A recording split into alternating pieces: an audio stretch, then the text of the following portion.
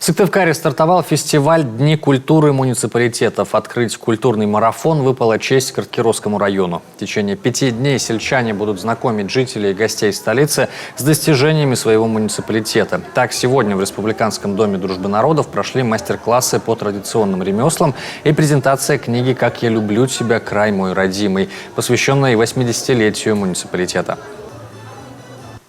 Здесь мы постарались под одной обложкой собрать как можно больше интересной информации о самых различных,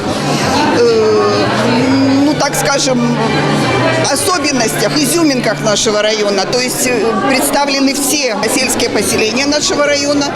Прежде всего, конечно, это и природные достопримечательности, и культурные достопримечательности, и прежде всего, конечно, это люди. Это гордость и ценность нашего района. Дни культуры Карткировского района продолжатся в Национальном музее Коми открытием выставки об истории кузнечного дела «Кузнец всем ремеслам отец».